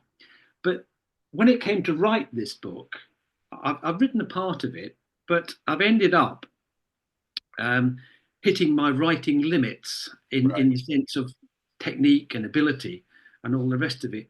And so to write what I think this story deserves, I actually signed myself up a year ago to doing a postgraduate master's degree in travel writing. Oh, wow. And so I'm currently halfway through that. I'm in the part of the Manchester Writing Group at one of the universities in Manchester, and Fantastic. purely to actually do justice Yeah. to writing this book. And the whole thing has been a real eye opener in terms of going into that world, and writing about travels, Yes. and and just the whole thing about the publishing world and what people are interested in and all the rest of it. And there's a whole, I don't know if it's of interest to you, but there's a whole world of that we could discuss in the future podcast if your thoughts go in that direction. Absolutely. Yeah. I'd love to do that. That'd be wonderful. Yeah, Yeah. I'll leave that with you. But obviously, what turned out this project starting in 2018, just to go back along the route that we did in 1970, has Yes. taken on legs I never imagined it would get. So it's been, yes, it's gone off in directions I never thought it would. So Yeah. It's mm, clearly has. Well, it's I'd please put the links to your books. I know that, as you say, that's not, but I'm sure people would love to read them, and I certainly would. I am an avid reader of all sorts of stuff, but certainly of travel, motorcycle travel specifically. So I'd love to read them. Um, and send the links, and I can put them on the group, and we can also put them below the YouTube video so people can see them if that's possible. mhm. Yeah, Well, definitely love to do that. I'll pop along those photographs I mentioned, the ones with the Yes. Swedish guys photographing us, and there's a few others that might be of interest as well, and just see what see what Yeah. people. People like to see it, and it just gives a bit of context. Yeah. Bless. Right, Stuart, I'm going to bring us to a close. Okay. Just unless you've got any final thoughts of you'd like to share or anything you'd like to say to listeners. I think we've this could go on forever, as you said. Yeah, it could. And It could. so it's probably at some point it has to come to a halt, and I think probably that now is the no, it's Okay. probably the time to do it. All right. Right. Well, once again, Stuart Holding, absolute pleasure to talk to you. And I hope we bump into each other one day. Indeed. Yeah. You know, we move in similar circles by the sound of it, and got very, very similar interests. And it's been just wonderful just to talk to you as if I've sat at the side of you in a coffee shop and had a long chat with you. And that's how I like it. Very organic, and very unforced. So it's been absolutely wonderful. And I hope everyone's enjoyed listening. So again, Stuart, thank you so much. And thanks everyone for listening to the British Motorcycling Group. And please have a look at the links below when I publish this, and have a look at Stuart's books. And I'm sure you'll enjoy, getting inspiration, as we have done from people who've done it in the past, from Stuart. And if you've done a journey in the past, then how about having a go and replicating that journey again now and seeing if you can find what similarities and differences exist. I'm sure it'd be absolutely fascinating. So thanks everyone, and we'll see you next time. And thanks, Stuart. Okay. Bye bye. Bye-bye.